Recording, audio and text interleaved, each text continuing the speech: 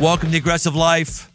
This July, we've been sharing some of the live talks I've done over the past year, talks that weren't supposed to be in the Aggressive Life, but I thought, oh man, let's bring them back for everybody. And so I've saved my favorite for last. The last few months, I've been workshopping some new content in smaller settings. For now, I'm calling it the 6 primal identities, or these are the things that are in your primal DNA. And so I've been marinating my mind on it, thinking about it, and I finally started bringing these things out in the light and share them with folks. These are 6 identities that are written on your spiritual DNA. These are things that you have. You have all these things. This isn't something that some of us have and some of us don't have. This isn't like the Enneagram where some of us are an 8 and some of us are a 3 and the rest of us are losers.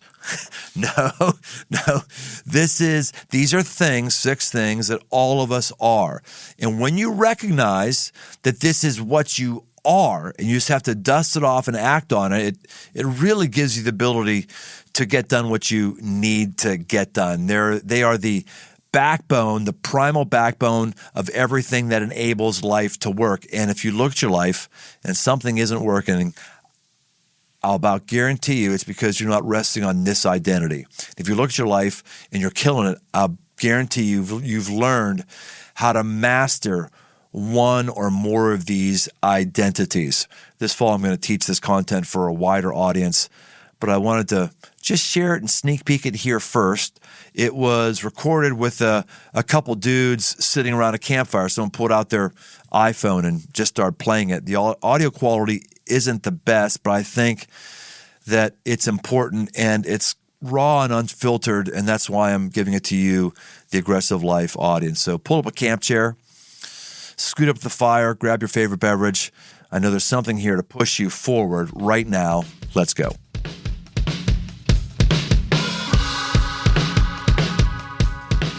The research says when you want to take up a new discipline, you have to pin it to I'm using my words now, a preferred identity that you have.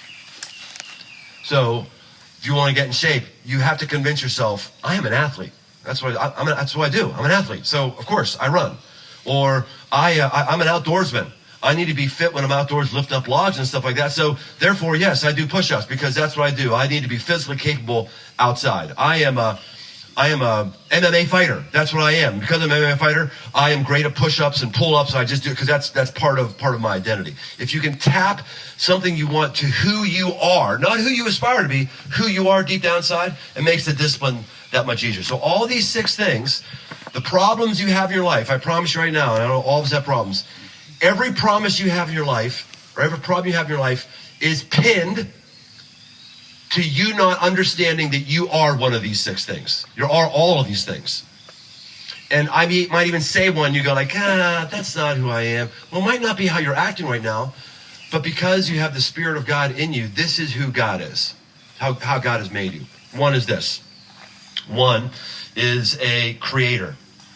God is a creator. He's created heavens and earth, and he's still creating. He's creating multiple universes right now. Men are creators. David was a creator. David, when he wants to build the temple and he brings plans like, hey, let us build this temple. And they're saying, no. God says, no, you're a warrior. I don't want you to build a temple. Let's see someone else to do that. But David can't help himself because he's a creator. He wants to design the temple. He's a poet. He's writing poems. He was creating music. He was playing the flute and the harp for Saul when Saul was besieged with either evil spirits, combination of evil spirits, or mental disease. And he was soothing because he was creating. All of us are creators. That's part of your identity. That's part of why when people driving in here, we're checking out their trucks. What kind of tents you have? Or if we don't even have that, we're going, ooh, I wish I had that. It's the creative thing of men. We're like, oh, I like to build a rig like that. I like to set up my campsite right. I like to create that. Some of us create through painting. Some of us create through music. Some of us create through building houses. Talking with a buddy, Jake, today. He's like doing decks. He's doing decks. He's got business for decks. Every time he creates a deck, he's tapping into his identity of being a creator. You are a creator. You might say, I'm not a creative type. Well, you might not be a Hollywood type that creates screenplays or paints with your fingers and sells it for thousands of dollars, but you are a creator. That's who you are. It's one of your core identities. And when a man doesn't believe he's here to create things, what he does is he only consumes things. He just takes. He borrows and doesn't return, doesn't add value.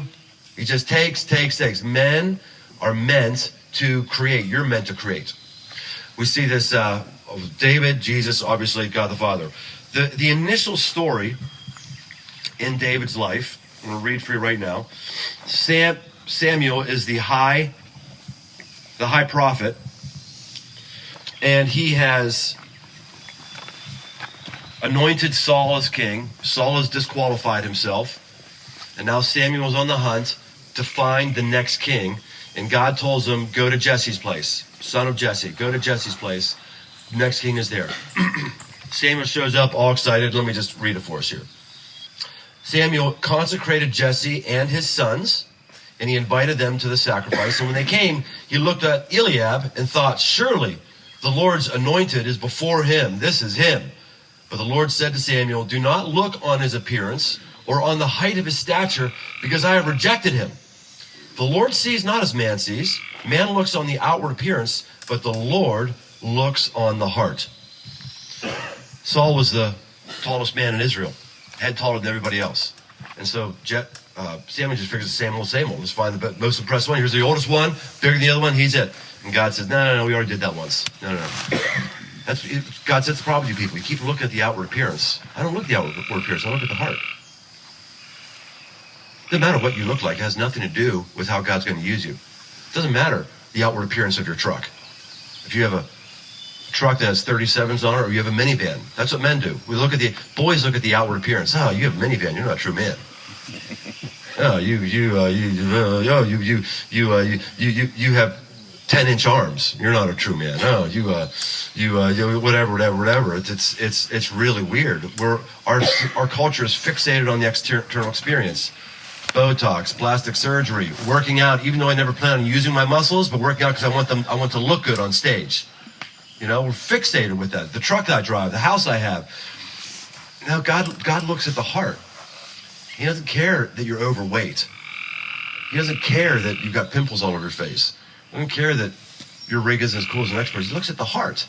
That's always the people God uses the most, is the people who've got something beautiful going on inside here that can't be displayed in a cul-de-sac or on a magazine cover or in an early quarterly earnings report. It's always at the heart. So goes through all these sons one by one. This must be it. No, that's not it. Goes to the next bigger. That's not it. That's it. Goes through all of them, and then says this. Then Samuel said to Jesse, "Are all your sons here?" Because God hasn't told him any of these are them. And he said, "Well, there remains yet the youngest, but behold, he's keeping the sheep." This is really, really tricky and really, really interesting. The word here, "he is the youngest," can also be taken, "he is the least." He's the least. Jesse brought all of his sons out, but this one, no, don't want him. Don't want him. You don't need to see him. He's keeping the sheep. It's the dirty work. No one wants to do it. And he's the youngest. He's the least. There's different rabbinical schools of thought where when you hear a rabbinical school of thought, it means that when Moses came down from Mount Sinai with the law, he brought the law chiseled in stone. That's known as the written law. But Jews also believe there was also the oral law. And God downloaded to Moses a bunch of oral things. And the rabbis, you hear different rabbinical schools of thought. There's different rabbis in different schools, different branches of the tree, who all claim that they heard from their person, who heard from their person, from their person, exactly what God said to Moses, and they have passed it to them verbally. So that's how you have all these laws that are created, even though they're not in the Old Testament, because people are believing, like, I got this from Moses, who came down the oral law. When Jesus says, "Blessed are the poor in spirit," he's talking about people who aren't aware of all these oral laws and aren't in the cool kids club and don't have all this insider spiritual information, which actually happens in Christianity today. A bunch of people like to puff themselves up with how rich they are in spirit, the vision God gave them, the dream that God gave them, and what God said to them. And God does do all those things. He just doesn't do it as often as some people say that he does. They're trying to broadcast that they're rich in spirit. And Jesus said, blessed are you who are poor in spirit. You don't have all that stuff. One of the rabbinical schools of thought is that David, and then inside these rabbinical schools of thought, then they have different teachings, all that kind of stuff. One of the common things over in Israel, these different rabbinical schools of thought, is that David was a bastard. That Jesse, at least Jesse believed that his wife had an adulterous affair with somebody, and David wasn't his actual son. And that's why he didn't even bring him forth. Like he's not out the sheep. That was one. There's the youngest, the least. Psalm 51:3. Check this out, written by David. When you understand this is a theory, this verse like blows your mind. This is David's prayer journal when he says this. Behold, I was brought forth in iniquity, and in sin did my mother conceive me.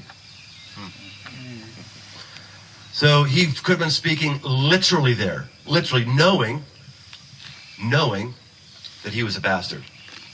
And he was the least.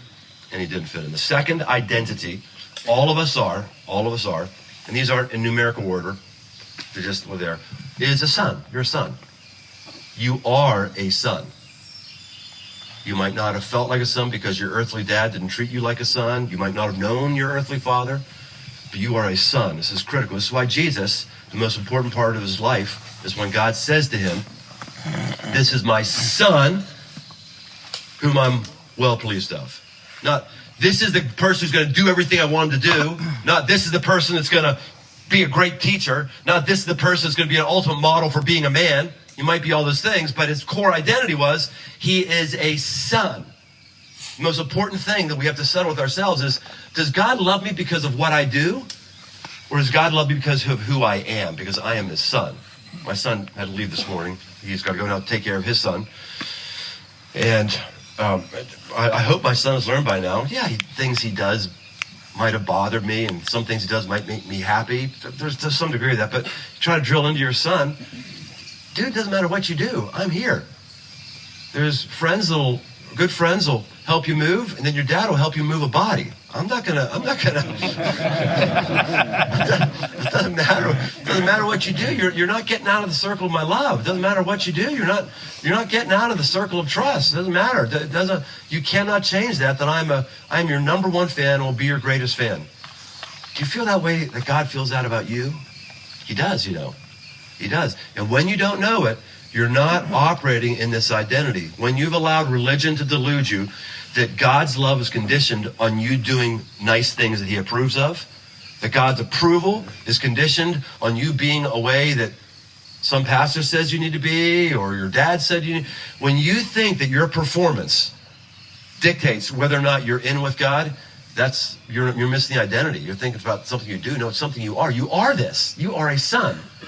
You're a son who God loves as a fan of yours, and with all of your problems and mistakes, he's into you. Son, I'm not going to read all the verses here. I can't give you the whole book. I'm working on it right now, too. I'll just go through these other ones really quick.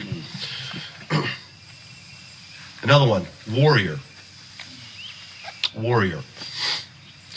A warrior, David was created for battle. Part of why he was not supposed to build the temple is God said, no, you're a man of blood. And he didn't mean by that you're a man of blood that you can't build something since you kill people. He meant by that, I need you to keep killing people. That's what David, actually, if you had to say what was his secret sauce personally, it was that he killed people. It was unbelievable. He goes and against the Goliath. I'm not going to give the whole Goliath story, but he's like, he's securing his identity. He said, I killed the bear, killed wolves. I got this.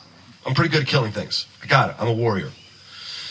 Saul says, give me 1,000 foreskins. You can have my wife. David goes, well, it'd be a lot easier to get them if I killed them first. It'd be a lot better. If you stand still while he kills them, or it goes back to Saul. Here we go. These stories are in the Bible. He's a warrior. Jesus, when he goes, he doesn't kill anybody, but he's slaying demons all the time. He's a warrior. And by the way, I'm pretty sure God has not called anybody to kill people here. Pretty sure. Maybe in self-defense sometime it might happen or something else. Please don't take me too literal. But to be very clear, you are a warrior. If you're married and your wife's got issues, you got to put on your warrior identity, and you go, man, warriors, they hang out in mud and difficulty, and they don't sleep very long, and it's painful. And when my marriage is painful, you go, I can deal with this. I'm a warrior. I'm a warrior. And by the way, emotional pain is way more hard to deal with than physical pain, right? So you put your warrior, it is who you are. You're created to be a warrior. This is why there's a crisis in masculinity. Like, does culture even need us anymore? Do they even need our muscles anymore? Because we have machines and AI and drones and just all kinds of, do we even need it? This is one of the things that's being talked about in the Ivy League universities. Do we really need men anymore? Because our structure is built for building things, ripping things out of the ground, killing things. Like, well, we're not needed anymore. Are we really needed? Maybe we're not needed for those things. But you are a warrior. Fighting for your kids, fighting your friends, fighting for your community in whatever way it is. I'm not talking about doing violence for all those things. I'm just saying that emotional, that's who you have to believe. You are a warrior. Otherwise, you're a pansy. Otherwise, you're just a passive victim. That's why we have so many victims. They actually believe they're a victim. No, a warrior's never a victim. A warrior may get shot. A warrior may lose. But a warrior's never a victim. He's pushing. He feels like he has control. He has something that he can maneuver in this situation. A warrior.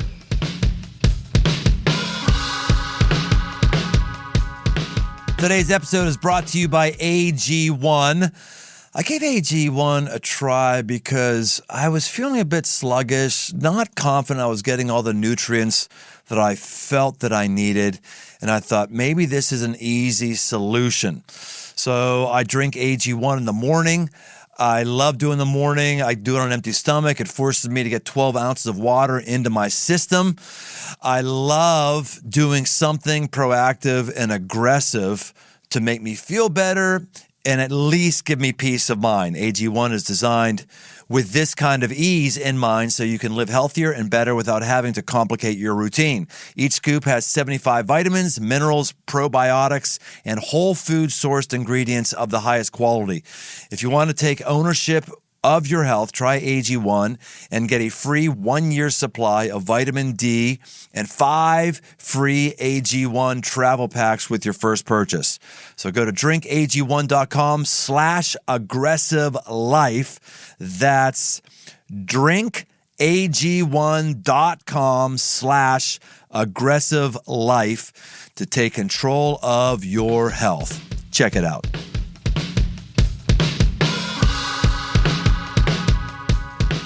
Another one is a king. King.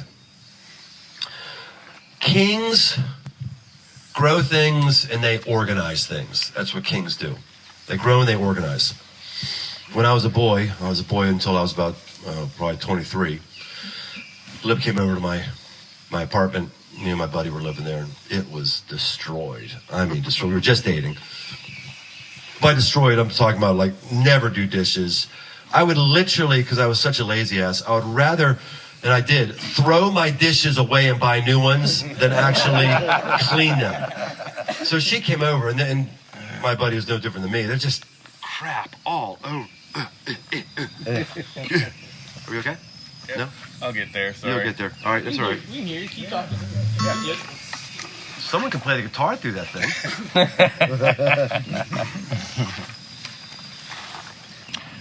What kings do is they bring order. Kings bring order. They like to grow things and they bring order. Gosh, it's so funny. The microphone goes out and all of a sudden my voice starts hurting more. Mental. I am not a victim. A king expands things. Crosley is acting as a king when he's on this land, right? He's like, the wood is always organized. He's always, I keep trying to remind him, it's not a golf course. Relax. But he's like, he can't help it. His king identity, like, he needs his stuff buttoned up. He wants to push trees back. He's acting as a king. In your family, you're a king. Bringing order to your family is a good thing. Telling your kids they can't do something simply because you're king is good enough. Jesus is the king of a kingdom. He brought order wherever he went. Another one is, what have I done so far? Creator, son, warrior, king. That's 4. All right, another one. Jesus says, who is on the down line of David, Jesus says, I no longer call you a servant because a servant doesn't know his master's business. I call you friend. David was an unbelievable friend. That's who you are. You are a friend.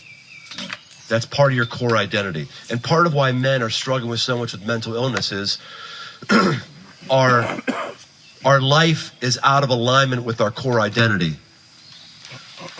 Men are lonely. 4 times more likely to commit suicide than women, 3 more times more likely to have mental illness, 2 more times more likely to have an alcohol abuse related incident. It's because we're lonelier than women. And we're just not bearing it well.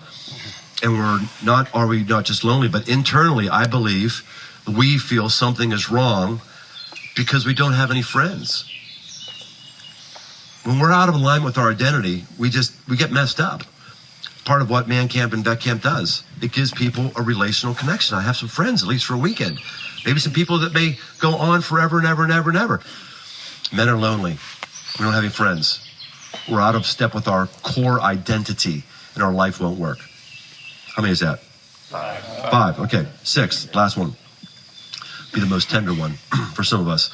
Not looking here at anything in the past, like you messed up way back here, but where you are right now, going forward. The last one, and maybe the most intense one, is Father. Father.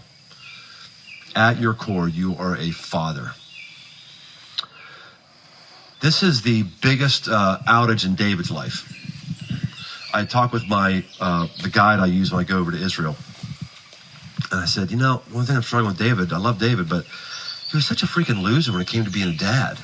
He was just a loser. And by the way, you will be a total and complete loser, at least in one of these. Doesn't mean you give up on it, but you will be a total loser you'll struggle with for the rest of your life. Otherwise, you'd be God, right? One of these is just going to be at least one you're going to be awful with. And I said to the guy, who's Jewish Christian, family was the original Christian family that settled in Israel when Israel became a nation after World War II, the original one. And all born Jewish, Messianic Jews in Israel come from his and his family's lineage. Amazing guy. And I said, I really struggle with this. I mean, here's David. He's got a son, Absalom. He doesn't father him, and actually Absalom leads a coup, tries to split the nation in half. David is running for his life, and I said, what is this? And he said, well, how do we know about all these things? I said, the Bible? He said, yeah. And who commissioned the book of Chronicles, among other things? I don't know. So the ancient world, there isn't ancient documentation of Jesus in the first century that's outside the Bible, at least not much, because the only thing that was ever documented were things that entered the royal record. That's the things that were documented because they had the scribes and a place to preserve it and all that stuff. So unless Jesus was interacting personally with Caesar, it would never make the written record. The reason we know that David was a loser father is because he made sure it got in the written record. It was like David sending us a message. Hey, everybody, I really messed this one up. Don't be like me. This is really critical. Being a father. Being a father is the most, maybe, the most important thing you can do, because as a physical father, you've reproduced and your life will last longer than somebody who doesn't reproduce. It will. Being a father means you bring somebody into the world who you will have forever, and they will probably never abandon you unless you're a totally crappy father. Being a father also means, and by the way, you can be a father without putting DNA in somebody and without adopting somebody at 2 months old. You can be a father when you tutor a kid who's at risk and is in 3rd grade. you can be a father when you've got somebody in your men's group and you just can't kick them out. They're not making any progress. They might be bringing the group down, but you're like, I can't kick them out. I can't figure out how to do it, because fathers take responsibility for people. They're not in a currency of relationship. It's like, I am committed to you, even beyond a friend. Your problems are my problems, and I just can't. I'm here to father you. When a man doesn't have somebody who he's fathering, again, he just becomes a normal person who consumes, and every relationship is transactional because it's quid pro quo. Dads aren't quid pro quo. We just get a little kid, or we adopt somebody, or we're taking somebody under our wing. It's like, oh gosh, this stuff doesn't. Yeah. And you know what? That's what God thinks about you and I sometimes. Are you serious? Do you think that God goes, oh man, oh, what a son who always brings me joy? He does something. We do sometimes. Do you think like God's going, no, he like sticks with us. Sticks with us. He's a father. Sticks with us. Hangs with us. Endures with us. Blesses us. Understands us. This is part of your identity. If you don't come to a place where you can find someone to take responsibility for who may outlast you, there's just a piece of your life that's going to be not quite as powerful. So these are the 6 identities. I believe these things are who you are. They need to be unearthed. You need to dust them off. All these things will help you be more effective in life, but these are the things I believe are the ultimate transcendent values that are in God the Father, in David, and in Jesus. And that's part of what we get to do here at Camps. We get to operate in all of these 6 identities. So that's what I have for you today. All right. So that's it. We're just done. Hang out, leave, whatever, and clean up. Thanks for joining us on this journey toward aggressive living. Find more resources, articles, past episodes, and live events over at briantome.com. Pre-orders for my new books, repackaged edition of the 5 Marks of a Man, and a brand new 5 Marks of a Man tactical guide are open right now on Amazon. If you haven't yet, leave this podcast a rating and review. It really helps get the show in front of new listeners. And if you want to connect, find me on Instagram at Brian Tome.